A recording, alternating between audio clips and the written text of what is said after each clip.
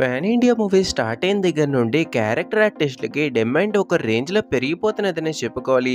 For example Sunil గారిని తీసుకుంటే పుష్ప మూవీలో వన్ ఆఫ్ ద విలన్గా యాక్ట్ చేశారు. ఇప్పుడు సునీల్ గారు ఆల్రెడీ పుష్ప మూవీతో చాలా బాగా రీచ్ అయ్యారు కాబట్టి తనని మూవీలో తీసుకుంటే ఆటోమేటిక్గా వాళ్ళ మూవీ కూడా ప్రమోట్ అవుతుందని తమిళ్ వాళ్ళు తీసుకున్నారు అండ్ సక్సెస్ అయ్యారు కూడా అని చెప్పుకోవాలి. ఈ విధంగా ఇండస్ట్రీ తోటి లాంగ్వేజ్ల తోటి సంబంధం లేకుండా క్యారెక్టర్ ఆర్టిస్టుల డిమాండ్ అయితే పెరుగుతున్నది.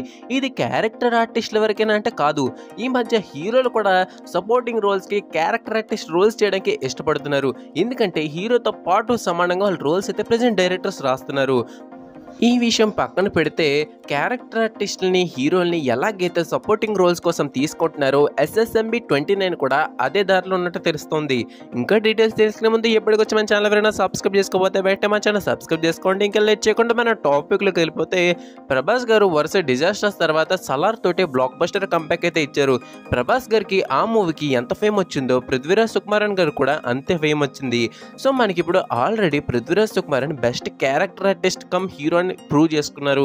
SSMB 29 కూడా పృథ్వీరాజ్ సుకుమారన్ గారిని SSMB 29లో తీసుకుందామని ఆలోచిస్తున్నారంటే టీం మనకు ఒక అదిరిపోయే సపోర్టింగ్ రోల్ కూడా రాశారంటే విజేంద్ర ప్రసాద్ గారు SSMB 29లో అది మహేష్ బాబు గారికి ధీటుగా ఉంటుందని తెలుస్తూ ఉంది. సో మరి నెగిటివ్స్ ఏడా పాజిటివ్ రోల్ అంటే మనకు ప్రెజెంట్ అయితే తెలీదు. సలార్లో ఆల్రెడీ పృథ్వీరాజ్ సుకుమారన్ గారిని పాజిటివ్ రోల్లో చూసాం కాబట్టి నాకైతే పర్సనల్గా SSMB 29లో తన నెగిటివ్ సైడ్ చేస్తే అంటే మహేష్ గారికి ఆపోజిట్గా యాక్ట్ చేస్తే చూడాలని ఉంది. సో మీలో ఎంతమంది పాజిటివ్ రోలా నెగిటివ్ రోలా ఈ అప్డేట్ పై మీరు అనుకుంటే కింద కామెంట్ చేయండి. వీడియో మీకు నచ్చితే లైక్ చేయండి, షేర్ చేయండి. ఇంకా వీడియో కోసం ఛానల్ సబ్స్క్రైబ్ చేసుకోండి. Thank you for watching the video. జై హింద్.